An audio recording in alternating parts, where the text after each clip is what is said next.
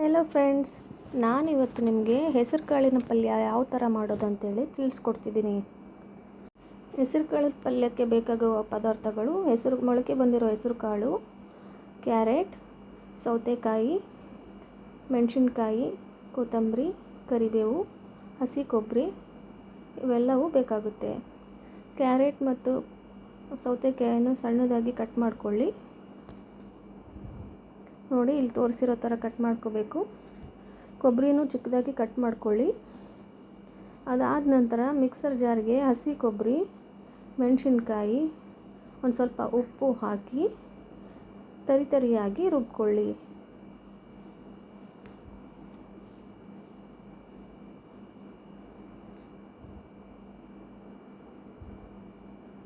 ನೋಡಿ, ಇವಾಗ ನಾನು ತೋರಿಸಿರೋ ಥರ ಈ ರೀತಿಯಲ್ಲಿ ರುಬ್ಕೊಳ್ಳಿ.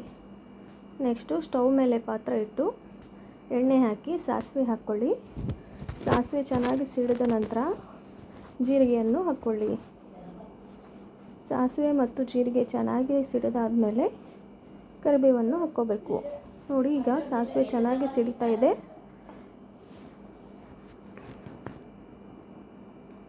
ಈ ಟೈಮಲ್ಲಿ ಜೀರಿಗೆಯನ್ನು ಹಾಕ್ಕೋಬೇಕು.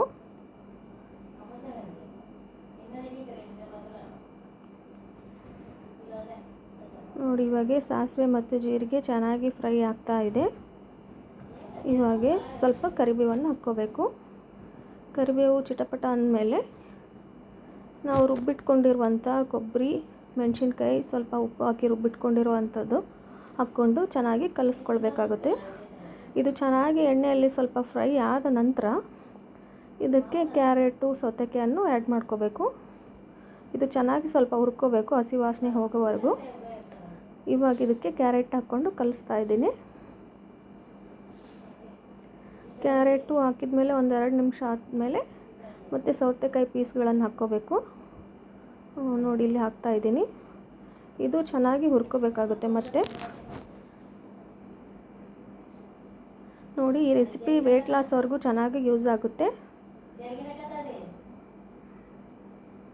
ನೋಡಿ, ಇವಾಗ ನಾನು ಹೆಸರು ಕಾಳುಗಳನ್ನು ಹಾಕ್ಕೊಳ್ತಾ ಇದ್ದೀನಿ. ಮೊಳಕೆ ಬಂದಿರೋ ಹೆಸರು ಕಾಳುಗಳನ್ನು ಹಾಕ್ಕೊಂಡು ಚೆನ್ನಾಗಿ ಮಿಕ್ಸ್ ಮಾಡ್ಕೊತೀನಿ. ಇದೆಲ್ಲ ಒಂದು 5 ನಿಮಿಷದೊಳಗೆ ಆಗಿಬಿಡುತ್ತೆ ಅಡುಗೆ.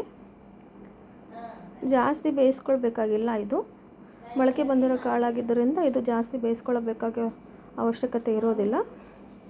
ಇದೆಲ್ಲ ಚೆನ್ನಾಗಿ ಮಿಕ್ಸ್ ಕೊಟ್ಟು ಕೊನೆಯದಾಗಿ ಕೊತ್ತಂಬರಿಯನ್ನು ಹಾಕ್ಕೊಂಡು ಮಿಕ್ಸ್ ಮಾಡಿಬಿಟ್ರೆ ನಮ್ಮ ಮೊಳಕೆ ಬಂದಿರೋ ಹೆಸರು ಕಾಳಿನ ಪಲ್ಯ ರೆಡಿಯಾಗುತ್ತೆ. ಸಿಂಪಲ್ಲಾಗಿ ಬೇಗನೆ ಮಾಡುವಂಥ ಈ ಪಲ್ಯ ನಿಮಗೆಲ್ಲ ಇಷ್ಟ ಆದರೆ ನಮ್ಮ ವಿಡಿಯೋನ ಲೈಕ್ ಮಾಡಿ, ಶೇರ್ ಮಾಡಿ, ಸಬ್ಸ್ಕ್ರೈಬ್ ಮಾಡ್ಕೊಳ್ಳಿ. ಹಾಗೆ ಬೆಲ್ ಐಕನ್ನು ಕ್ಲಿಕ್ ಮಾಡಿ, ಆವಾಗ ನಿಮಗೆ ನೋಟಿಫಿಕೇಷನ್ ಬರುತ್ತೆ, ನಮ್ಮ ವಿಡಿಯೋಸು ನೋಡೋಕ್ಕೆ ಆಗುತ್ತೆ. ನೋಡಿ, ಎಷ್ಟು ಕಲರ್ಫುಲ್ಲಾಗಿ ಆಗಿದೆ. ಇದನ್ನು ವೆಯ್ಟ್ ಲಾಸ್ ಮಾಡೋರು ಸಲಾಡ್ ಥರನೂ ತಿನ್ಬೋದು, ಚೆನ್ನಾಗಿರುತ್ತೆ. ಚಪಾತಿ ಜೊತೆನೂ ಚೆನ್ನಾಗಿರುತ್ತೆ. ನೋಡಿ, ಎಷ್ಟು ಕಲರ್ಫುಲ್ಲಾಗಿ ಮೊಳಕೆ ಕಾಳಿನ ಪಲ್ಯ ರೆಡಿಯಾಗಿದೆ. ಧನ್ಯವಾದಗಳು.